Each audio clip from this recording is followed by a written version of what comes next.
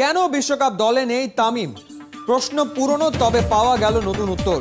পয়লা সেপ্টেম্বরে সোশ্যাল প্ল্যাটফর্মে তামিম নিজে কিংবা বিভিন্ন সময়ে বিসিবি সভাপতি নাজমুল হাসান পাপন যেসব ব্যাখ্যা দিয়েছেন তার কোনোটাই পুরোপুরি। মেহেদী হাসান মিরাজ তিনি আসলে কোনো ধরনের বিবেচনার মধ্যে নেই, এবং তিনি যে বিশ্বকাপে যেতে পারবেন না বা তাকে বিবেচনায় রাখা হবে না, এই প্রসিডিউরটা গেল প্রায় 1.5-2 মাস থেকে শুরু। আসসালামু আলাইকুম সুপ্রিয় দর্শক বন্ধুরা, অবশেষে তামিম ইকবাল বিশ্বকাপে না থাকাকে কেন্দ্র করে যে সকল প্রশ্নগুলো উঠেছিল এবং সে সাথে তামিম ইকবালকে বিশ্বকাপ থেকে বাদ দিয়েছিল কারা, সেই সকল প্রশ্নের উত্তর মিলেছে। যদিও এই প্রশ্নগুলো অনেক পুরাতন, কিন্তু এবার নতুন কিছু উত্তর এসেছে। দর্শক বন্ধুরা, এবার সেই সকল বিষয়গুলোকে কেন্দ্র করে আপনাদের মাঝে অত্যন্ত চমৎকার কিছু তথ্য তুলে ধরেছি। আপনারা সেই সকল তথ্যগুলো জানলে অবশ্যই বুঝতে পারবেন তাহলে কাদের কারসাজিতে তামিম ইকবালকে বিশ্বকাপ থেকে বাদ দেওয়া হয়েছিল এবং কাদের উপর দোষ চাপানো হয়েছিল। তো দর্শক বন্ধুরা, চলুন আমরা সেই সকল বিষয়গুলো পরিপূর্ণ জেনে নেই। অবশ্যই ধৈর্য সহকারে পুরো ভিডিওটি দেখবেন, তাহলে এই সকল বিষয়গুলো পরিপূর্ণ বুঝতে পারবেন। কেন বিশ্বকাপ দলে নেই তামিম? প্রশ্ন পুরনো, তবে পাওয়া গেল নতুন উত্তর। পয়লা সেপ্টেম্বরে সোশ্যাল প্ল্যাটফর্মে তামিম নিজে কিংবা বিভিন্ন সময়ে বিসিবি সভাপতি নাজমুল হাসান পাপন যেসব ব্যাখ্যা দিয়েছেন তার কোনোটাই পুরোপুরি সঠিক নয়। জুলাইয়ের প্রথম সপ্তাহে তামিমের সাথে দ্বন্দ্বে জড়ান, এর জেরে সিলেকশন প্যানেলকে জানিয়ে দেন তামিমকে বিশ্বকাপ স্কোয়াডে চান না তিনি। রিয়াসাত আজিমের রিপোর্ট।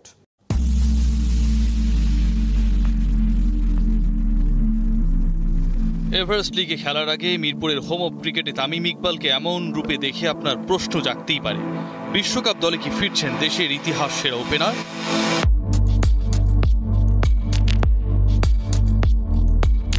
প্রায় 1.5 যুগের ক্যারিয়ারে প্রথমবার কোনো আইসিসি ইভেন্টে খেলবেন না মিস্টার খান। সাদা চোখে ব্যাপারটা সাদামাটা, খেলার বাইরে থাকায় নিজেকে স্কোয়াড থেকে সরিয়ে নিয়েছেন তামিম। আসলেই কি তাই, নাকি সত্যিটা অন্য কিছু? খেলাযুগের অনুসন্ধান।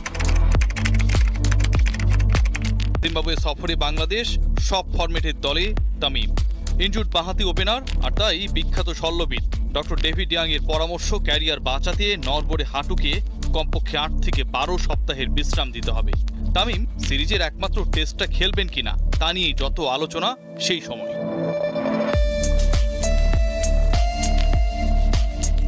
ওডিআই ক্যাপ্টেনের ইনজুরি, বিশ্রাম, দলের ওপর নিয়ন্ত্রণ, সবকিছুতেই কোথায় যেন সমস্যা। তবে সাউথ আফ্রিকান কোচের অবস্থান ছিল কৌশলী সব সময়।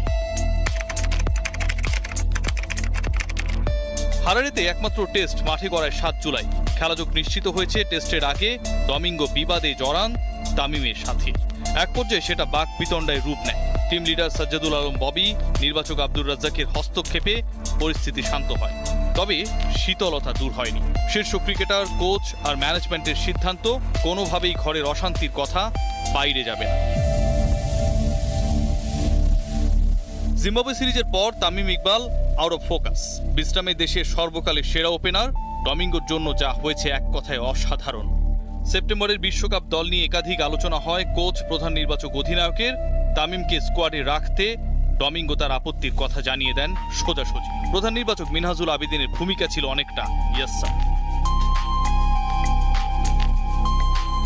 তামিম ইস্যুতে কোচের এমন সিদ্ধান্ত ম্যানেজমেন্ট সহজেই মেনে নেবে। ব্যাপারটা গোলমেলে ঠেকলেও হয়েছে ঠিক তাই। দলে নিজের থাকা না থাকা ইস্যুতে আপত্তির কথা জেনে যান তামিম। এরপর আর কাউকে কোনো সুযোগ দেননি। নিজেই জানিয়ে দেন তিনি খেলছেন না অভিষেকের পর প্রথম কোনো আইসিসি ইভেন্টে। কত বড় সমস্যা, বিকজ আমি আশা করি যে ওয়ার্ল্ড কাপের আগে ঠিক হয়ে যাব, বাট যে জিনিসটা আমার কাছে মেইন জিনিসটা যেটা ট্রিক করেছে এই ডিসিশন নিতে, যা দাঁড়ায় তাতে জিম্বাবুয়ে সফরের শোধটা ভালোভাবেই নিয়ে নেন রাসেল ডমিঙ্গো। তামিম বিশ্বকাপ স্কোয়াডের বাইরে। ফেসবুক লাইভে সেদিন তামিম সত্যি বলেননি, তবে এক বুক অভিমান আর কষ্ট নিয়ে মনের কথা শুনেছেন। মতো একটা সময় বাকি রয়েছে। সো এরকম একটা সিচুয়েশন যেখানটায় 14 জন মোটামুটি ঠিকঠাক, সিলেকশন প্যানেলের সদস্যরা এই 14 জনকে নিয়ে খুব একটা কনফিউজড হতে চান না। একটা স্পট নিয়ে লড়াই হবে, একটা স্পট নিয়ে ডিসকাশন হবে, বিতর্ক হবে। সেখানটায় কে যাচ্ছেন কে যাবেন না সেটা নিয়েও আলোচনা হবে। কিন্তু কারা আসলে এবারের বিশ্বকাপে ভাবনার মধ্যে খুব একটা থাকছেন না, টি-20 বিশ্বকাপে সম্ভাব্য 15 জনের যে লাকেস্ট লিস্ট হতে যাচ্ছে সেখানটায় থাকছেন না, সেই আলোচনাটা করতে চাই। আমি আগেই আপনাদের জানিয়েছিলাম যে মেহেদী হাসান মিরাজ তিনি আসলে কোনো ধরনের বিবেচনার মধ্যে নেই, এবং তিনি যে বিশ্বকাপে যেতে পারবেন না বা তাকে বিবেচনায় রাখা হবে না, এই প্রসিডিউরটা গেল প্রায় 1.5-2 মাস থেকে শুরু হয়ে গেছে। নিউজিল্যান্ডের বিপক্ষে বাংলাদেশ অ্যাওয়েতে যখন টি-20 সিরিজ খেলতে গিয়েছিল তখন থেকে শুরু হয় এবং শ্রীলঙ্কার বিপক্ষে মিরাজের বাদ পড়ার মাধ্যমে সেটা একটা পোক্ত রূপ পায়, সিলগালা করে দেওয়া হয় তার স্পটটা। কেন নেওয়া হচ্ছে না, কেন নেওয়া হবে, কি কারণে আসলে এই সমস্যা, সেটা আপনারা শুনেছেন। একজন ক্রিকেটারকে নিয়ে কোনো ধরনের সংশয় নেই, একদম নেই, একদম নেই। যদি তিনি বিপিএলটা যেভাবে খেলেছিলেন তার মোটামুটি 80-90% খেলতে পারেন এবং জিম্বাবুয়ের বিপক্ষে বাংলাদেশের যে স্কোয়াডটা দেয়া হবে, 15 সদস্যের যে স্কোয়াড দেয়া হবে, আপনারা জানেন যে পরের মাসে জিম্বাবুয়ের বিপক্ষে বাংলাদেশ 5টা টি-20 খেলবে, চট্টগ্রামে 3টা, ঢাকায় 2টা। সেই 5 টি-20 স্কোয়াডে মোহাম্মদ সাইফুদ্দিনকে রাখা হচ্ছে বা হবে। বিপিএল এ দারুণ খেলেছিলেন, দারুণ পারফর্ম করেছিলেন, চ্যাম্পিয়ন দলের সদস্য ছিলেন। তার পরবর্তী সময় শ্রীলঙ্কার বিপক্ষে যেই দল দেওয়া হয়েছিল সেখানটা সাইফুদ্দিন ছিলেন না, এটা নিয়ে অনেক আলোচনা বিতর্ক হয়েছে এবং সেই দলটা দিয়েছিলেন মিনহাজুল আবেদিন নান্নুরা। সো তারা যেহেতু এখনটা নেই, 1 নাম্বার, সাইফুদ্দিন ফর্মে রয়েছেন, 4 ওভার বল করারই ইস্যু তার, এমন না যে সাইফুদ্দিনকে 10 ওভার বা টেস্টের মতো হচ্ছে লাগামহীন বল করতে হবে, সেই ইস্যুসগুলো নেই। ব্যাটিংটা ভালো পারেন, বাংলাদেশে কোনো পেস বোলিং অলরাউন্ডারের স্পট নেই যেটা আসলে সাইফুদ্দিনকে চ্যালেঞ্জ করে। সো সাইফুদ্দিন প্রথমত জিম্বাবুয়ের এগেনস্টে বাংলাদেশ যে হোম সিরিজটা খেলবে সেখানটায় থাকছেন এবং সেখানটার পারফরমেন্সটা অনেকটা নির্ভর করবে সাইফুদ্দিন শেষ পর্যন্ত বিশ্বকাপের 15 সদস্যের দলে জায়গা করে নিতে পারবেন কি না। তবে সম্ভাবনাটা খুব বেশি সাইফুদ্দিনকে নিয়েই বাংলাদেশ দল নির্বাচিত করার ক্ষেত্রে অনেক বেশি ইতিবাচক সিলেকশন প্যানেল।